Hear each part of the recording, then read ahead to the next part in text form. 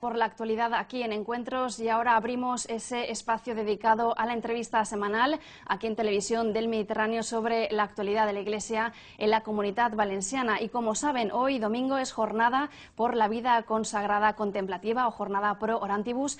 Más de 350 religiosas en la diócesis de Valencia y muchas más religiosas en la Comunidad Valenciana celebrarán, conmemorarán este día, y tenemos con nosotras una de ellas, una monja de la Orden de Predicadores del Monasterio de Torrent, que nos ha acompañado, y se lo agradecemos totalmente también por ese valor añadido que tiene el ser, el pertenecer a una comunidad de vida contemplativa y además de clausura. Ella es Sor María Ángeles Martínez. Muy buenas tardes y bienvenida aquí a Encuentros.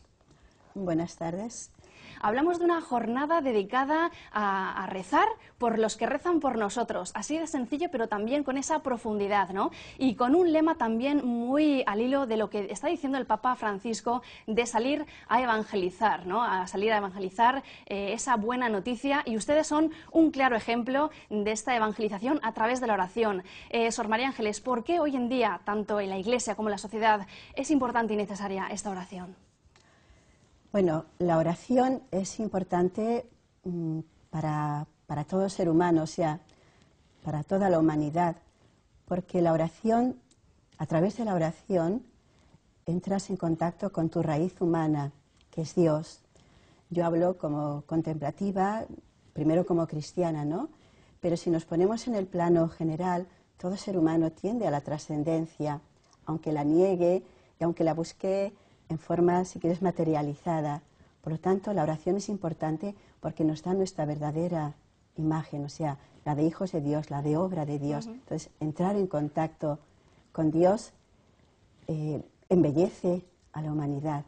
Y el contemplativo está ahí para eso, o sea, para recordarle a Dios, aunque Él ya lo sabe, ¿no? O sea, para alabar a Dios en nombre de quienes no le conocen, de quienes no le alaban, para apoyar a quienes con la palabra se acercan a ese corazón de la humanidad.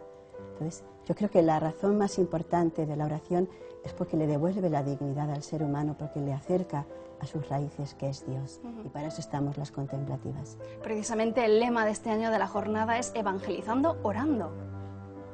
También muy en sintonía, ¿no?, con lo que dice el Papa. Claro, evangelizamos orando porque el motor de la evangelización es la oración. Nadie puede transmitir lo que no está en el corazón. Se pueden transmitir ideas, puedo transmitir conceptos, pero si yo quiero transmitir vida, que toque el corazón de quien me escucha, para que se llene de esperanza, para que se vuelva hacia Dios, tengo que partir desde ahí. Entonces, la oración es el motor de la evangelización. Nosotras, desde nuestra dimensión orante, evangelizamos primero con la presencia. Un monasterio ha de ser un signo de la presencia de Dios en medio del mundo, al margen de que lo entiendan o no lo entiendan, porque el monasterio no es el fin, es el indicador del fin, que es Dios, ¿no? Entonces, importante es que lo entiendan, pero aunque no nos valoricen, no se entiendan, es un signo de la presencia. Entonces, el mismo hecho de estar ahí, de gastar tu vida por Dios, por la humanidad, como también dice Francisco, hay una frase bien bonita en su exhortación donde dice que la oración de intercesión es como levadura en el seno de la Trinidad. Muy bien, y aparte de esa oración fundamental para la Iglesia, también en sus monasterios tienen 3 en la diócesis de Valencia, además del de Torrent, en Xàtiva y también en Paterna, ¿no? Creo. Sí. También dedican labor artesanal, ¿no? Hacen trabajos manuales. Claro, los monasterios necesitan, en cierto modo, o sea, necesitamos mantenernos, o sea, se trabaja, claro, es un trabajo remunerado, pues aún de una cierta, o sea, tampoco es un trabajo para acumular, sino es un trabajo para vivir. Entonces, cada monasterio lo tiene adecuado a sus posibilidades, el número de monjas, edad de las monjas y lo que pueden realizar. Concretamente, en el monasterio de Torrente, hay 2 trabajos fundamentales: encuadernamos libros, está la encuadernación, y también el trabajo de tirador de oro o pasamanería, donde es un trabajo que los monasterios que por razones de edad nos hemos fusionado, ¿no?, con el monasterio de Torrente, ya lo realizaban en sus comunidades. Entonces, se trabajan lo que después va a servir para confeccionar las borlas de los estandartes o el fleco de los mantos de las vírgenes o de los mismos estandartes. Claro, entonces tienen mucho trabajo. Sor María Ángeles, ¿cuál es el día a día dentro del monasterio? Ya que ustedes, claro, están todo el tiempo, ¿no?, porque son orden de clausura. Ábranos una media puerta para poder entrar en el monasterio y cuéntenos el día a día. ¿Qué horas se levantan? ¿Cuáles son las actividades principales? ¿Cuál es el orden del día? Bueno, la actividad principal es la oración. Entonces voy a empezar por ahí porque todo el día está estructurado y ordenado a que esa oración sea una oración continua. Entonces la jornada empieza a las 6 de la mañana y la oración litúrgica, o sea, los laudes, comenzarían a las 7 menos cuarto.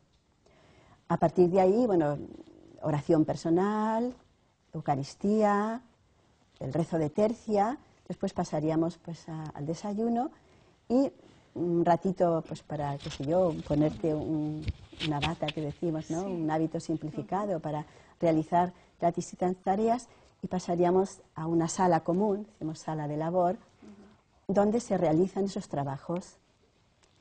Y durante el tiempo de la sala, pues también se hace una lectura espiritual, se reza el rosario. Todo está en función de que la monja no pierda la presencia.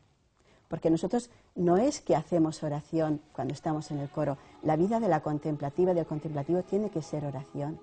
Entonces, la oración continua requiere por eso el silencio, el clima de soledad, porque hablar es bueno, si no, no tendríamos lengua, ¿no? O sea, habríamos nacido con otra estructura biológica. Pero para el fin al que hemos sido llamadas y la misión que tenemos en la Iglesia, requerimos espacios de silencio para que el contacto, o sea, la oración continua, el contacto con Dios, no lo perdamos.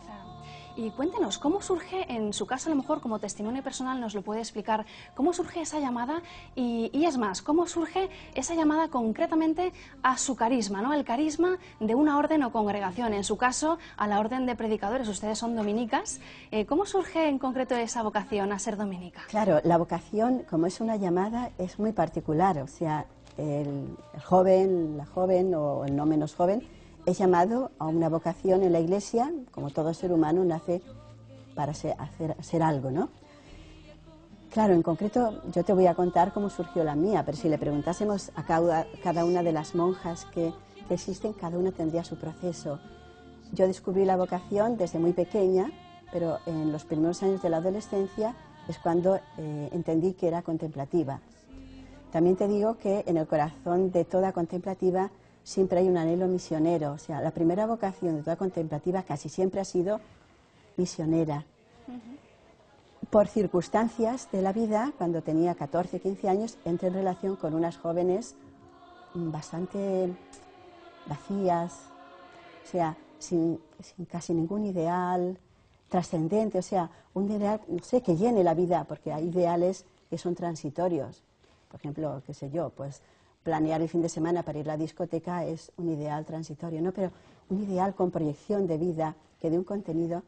Sabes que eran personas cercanas y eso me daba pena, ¿no? Encontrar, estoy asqueada, eran su frase, estoy asqueada. Después, como por temperamento soy muy idealista, pues encontrabas las situaciones de dolor que viven tantos países, vivían, ¿no?, y siguen viviendo, esa impotencia de poder llegar al corazón de la humanidad. Yo sabía rezar, pero no sabía orar, porque no es lo mismo rezar que orar.